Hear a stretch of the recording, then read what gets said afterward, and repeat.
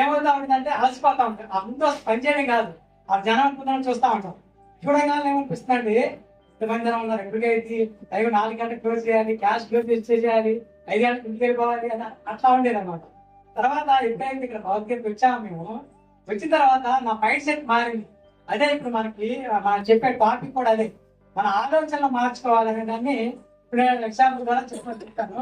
ఆ కస్టమర్లు వస్తూ ఉంటారు, తీసుకుంటా ఉంటాం, క్యాష్ వస్తానే ఉంటారు. అప్పుడు ఏమంటే నేను వీళ్ళు ఎప్పుడు పోతారా, ఎప్పుడు అయితా అంటున్నాను. దాని తర్వాత కొన్ని రోజులు భగవద్గీత నేర్చిన తర్వాత ఏమనిపిస్తుందంటే, నాకు వచ్చిన వాళ్ళు భగవంత్ స్వరూపులే. వాళ్ళు ఏదో పనిలో వచ్చారు, ఊరకైతే వచ్చి మన దగ్గరికి వచ్చి డబ్బులు కట్టి ఖాళీగా వచ్చి ఖాళీ కూర్చోని రారు కదా. వాళ్ళు కూడా భగవత్ స్వరూపులు అన్నప్పుడు ఏంటంటే, వాళ్ళని మనం భగవంతుని ఏ విధంగా గుడికెళ్ళినప్పుడు నమస్కారం చేస్తూ ఎట్లా ఆదరిస్తామో ఆ విధంగా వాళ్ళని ఆహ్వానించామంటే మనలో ఉన్న స్ట్రెస్, మన పని అయితే చేయాలి. ఇప్పుడు వాళ్ళని పంపించడానికి లేదు, వచ్చిన వాళ్ళతో కట్టించుకోవాలి, క్యాష్ చేసి వెళ్ళాలి. వాళ్ళని మనం చిరాకు పడి కోప పని చేసామంటే మన పని అయితే చేయాలి. వాళ్ళని ఇసుకుంటా చేసామనుకో మనకు అలసట వచ్చింది, లేని పని సార్ చెప్పినట్టు ఉగ్రవాదాలు, బీపీ, షుగర్ అన్నీ వస్తాయి. అదే ఎందుకు మనకు కస్టమర్ వచ్చారు, భగవంతుడు స్వరూపని వాళ్ళని తీసుకొని చక్కగా నవ్వుతూ బాగా చేసి పంపించామనుకో వాళ్ళు ఆనందంగా ఫీల్ అవుతారు.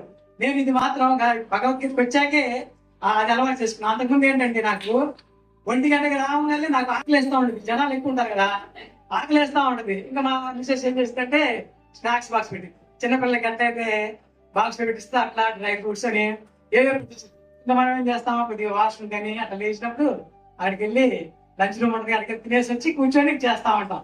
ఏంటంటే అది అట్లా అలవాటు అయిపోయింది.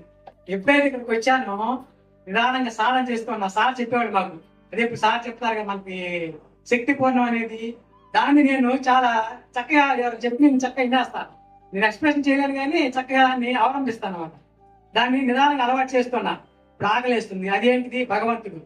ఆ భగవంతుడు అనుకున్నప్పుడు నిదానంగా మనకు ఆకలిస్తుంది అనిపించింది, కానీ కొంచెం నీరసం అనిపిస్తుంది. నీరసం అంటే ఏమనిపిస్తుంది అంటే భగవంతుడు మనకి ఇంకా 1 అవర్, 2 o'clock మాకు లంచ్ టైం, ఇంకా 1 అవర్ నేను పని చేయాలి. పని చేయాలని నాకు ఆకలిస్తుంది, దాన్ని నియంత్రించుకోవాలి. నియంత్రించుకోవాలంటే ఏం చేయాలి? ఆకలిస్తుంది, అది భగవత్ స్వరూపం. నిదానంగా ఏం చేస్తానంటే, మనకి ఇప్పుడు కడుపులో మంట వచ్చినప్పుడు ఏం చేస్తామంటే, ఇప్పుడు మేడం వాళ్ళు చెప్పారు కదా ధ్యానం చేస్తా అంటారు కదా, అదే విధంగా నాకు చిన్నప్పుడు డిగ్రీ చదివేటప్పుడు నేను ఎప్పుడో వెళ్ళేవాడిని యోగా క్లాస్కి. వాళ్ళు చెప్పేవాడు ఉదయాన్నే 5 గంటలకు రాగానే అది చెప్పేవాడు, కూర్చొని ఇట్లా శ్వాస మీద ధ్యాస పెట్టమని మేడం గారు కూడా చెప్పారు. అట్లా చేసేవాడు, కానీ నేను అట్లా చేయను. ఇప్పుడు మనకి ఆకలిస్తుంది కదా, ఆకలిస్తుంది, నేను ఊపిరి పీల్చుకుంటాను, అక్కడికి మైండ్ మొత్తం అక్కడ పెడతాను, ప్రశాంతంగా అక్కడ పెట్టి ఆకలిస్తుంది, అది కూడా భగవంతుడే భగవంతుడే భగవంతుడు